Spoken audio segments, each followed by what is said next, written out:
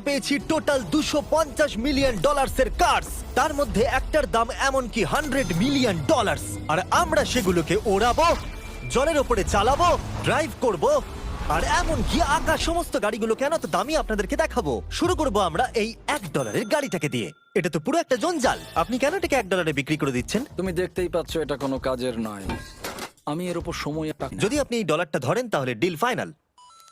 আমি এখনো বলবো এটা হলো একটা জঞ্জাল, কিন্তু যখন আমরা এর উপরে $20,000 খরচা করলাম, এটা চলতে শুরু করলো। ঠিক আছে, এবার তাহলে ব্যাড বয়কে স্টার্ট করা যাক। ও স্টার্ট হবে। এই গাড়িটা চলছে কিভাবে? কত ধোঁয়া বেরোচ্ছে, এটা তো পাগলামি। $1 কার, $1 কার, $1 কার, $1 কার।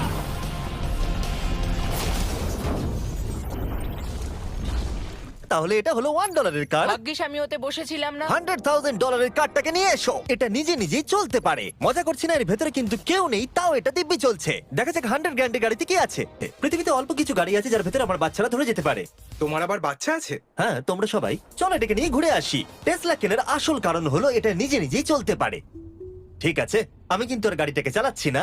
ও, এটা লেন চেঞ্জ করছে। এটা চলছে। এটা সত্যি নিজে নিজেই চলছে। Throttle-টা দেখো, আমি দেখো। কিন্তু থ্রটাল দিইনি, আর স্টিয়ারিংও আমি হাত দিচ্ছি না। জিমি, তার মানে ঘুমোতেও গাড়ি চালাতে পারবে? না, একদম করবে না। ও, okay.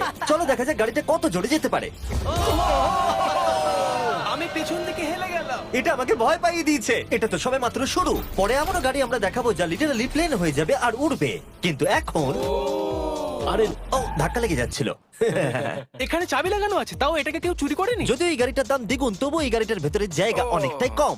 জানি না কেন এই গাড়িটার দাম 200K, কারণ এর জানে ল্যাম্বরগিনি কিভাবে চালাতে হয়? আচ্ছা, এটা চালু হয় কি করে? আমার মনে হয় এই শিফটারটা টিপতে হবে। ঠিক আছে, তাহলে আমরা এখন রাস্তায় নেমে পড়েছি। ও কি সাউন্ড!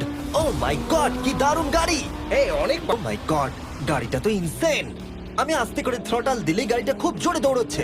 আমার ড্রাইভ করা সবথেকে ফাস্টেস্ট কার এটা। যদি তোমরা কোনো ভালো গাড়ি সন্ধান করে থাকো তাহলে ডেফিনেটলি এটা সেই কার। আর এবার আমরা $300,000 এর গাড়িটাকে দেখাবো। আর এটা হলো সম্ভবত পৃথিবীর কার। এটা ট্যাঙ্কের মতো মনে হচ্ছে। আচ্ছা, এটা কি মিলিটারিদের গাড়ি নাকি? হ্যাঁ, এটা কিন্তু খুব উঁচু। তুমি এটাকে ল্যাম্বরগিনির সাথে কম্পেয়ার করো না। হ্যাঁ, ঠিকই বলেছো। চলো এবার দেখা যাক এই গাড়িটা কেন তো সেফ। প্রথমেই দেখাবো এই বুলেটটা মোটা। এই গাড়িটাতে একটা এক্সপ্লোসিভ প্রুফ আর্মার আছে। পরে এটাকে আমরা টেস্টও করব। কার্ল, তুমি কি বাটনটাকে প্রেস করতে চাও? না, একদমই তুমি নয়। কি স্মোক স্ক্রিন বাটনটা টিপতে চাও? প্লিজ। ওহো, ওহো, এটা তো দারুণ। এখানে তো পুরো ধোঁয়ায় ভরে গেছে। ও মাই গড, কি বাজে কিন্তু এইসব ফিচার্স গুলো এই গাড়িটাকে একদমই সেফ বানায় না। এই পুরো গাড়িটার চারপাশে এক্সপ্লোসিভ প্রুফ ফ্রেম রয়েছে। আর আমরা প্রথম যারা এই গাড়িটাকে টেস্ট করছে, উদাহরণস্বরূপ ওই $300,000 এর গাড়িটাকে ওড়ানোর আগে আর গাড়িকে ওড়াবো। দেখা যাক প্যাসেঞ্জাররা বেঁচে থাকে কিনা। 3, 2, 1।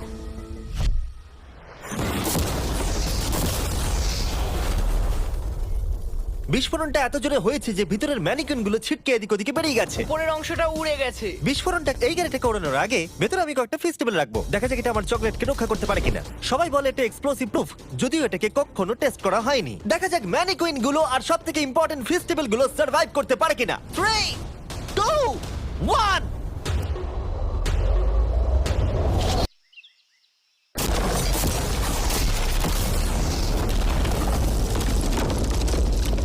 এটা শুধু জাম্প করলো। গাড়িটা ব্লাস্টটাকে সার্ভাইভ করলো, শুধুমাত্র কিছু স্ক্র্যাচেস পড়েছে।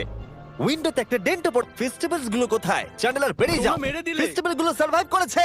যদি তোমরা এমন গাড়ি চাও যেটা বিস্ফোরণ সহ্য করতে পারবে, তাহলে আমি এই গাড়িটাকে রেকমেন্ড করবো।